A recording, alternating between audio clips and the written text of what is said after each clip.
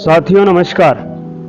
Reproductive system यानी कि हमारे यौन अंग के अंदर हमारी जितनी भी ग्रंथियां होती है, प्रोस्टेट से लेकर टेस्टिस से लेकर ऊपर से लेकर जितनी भी ग्रंथियां होती है, उनके अंदर कहीं ना कहीं कमी आने के कारण जब हमारा पैल्विक एरिया कमज़ोर हो जाता है तो उनके अंदर कहीं ना कहीं कमी आती है और वो ढंग से संचालन नहीं कर पाती। जब ढंग से संचालन नहीं कर पाती तो हमें बहुत सारी समस्या देखने को मिलती है, जिस तरीके से मूत्र का ढंग से पूरा क्लियर नहीं हो पाना, सेक्स करते करते बीच में ही एजैकुलेशन हो जाना और लिंग का ढंग से तनाव नहीं हो पाना, इस तरह की जो है समस्या हमें देखने को मिलती है। आज उस समस्या को हम जो है इस आसन से सही करेंगे और ये आसन इतना महत्वपूर्ण है और इतना लाभदायक है। अगर आप इसको रोज़ाना करते हैं, पहले भी मैंने बता रखा था, लेकिन ये और एक ऐसी विधि है व्रज आसन के साथ साथ हम इस तरीके से पैल्विक एरिया को जोड़ देते हैं तो मजबूत होता है हमारा पैल्विक एरिया मजबूत होता है। तो इस आसन को करना कैसे है, इस अवस्था में आपको जो है एक तकिया या कुछ लगा लेना है नीचे। अगर आपके घुटनों में समस्या होती है तो सांस भरते हुए नीचे बैठना है और सांस छोड़ते हुए खड़े होना है। 1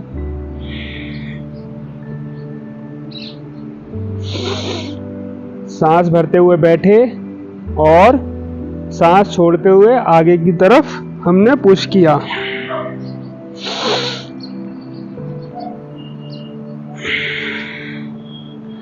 जब हम इस आसन को करते हैं तब हम आगे की तरफ पुश करते हैं तो हमारे जो हिप्स है, हमारा पैल्विक एरिया है, यहाँ पर दबाव पड़ता है। दबाव पड़ने से हमारा पैल्विक एरिया मजबूत होता है, हमारे लिंग के अंदर रक्त संचार होता है और जो हमारे लिंग जो होता है वो हमारा 3 टिश्यूओं से बना होता है, स्पंज से बना होता है। वो उसके अंदर पूरी प्रॉपर तरीके से जान आना शुरू हो जाती है।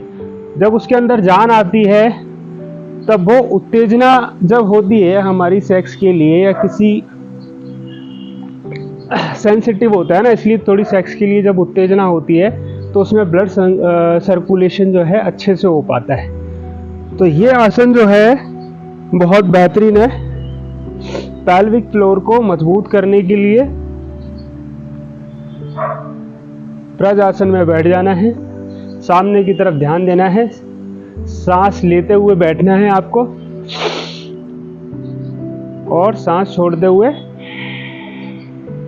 खड़े हो जाना है। इस तरीके से आपको ये आसन करना है।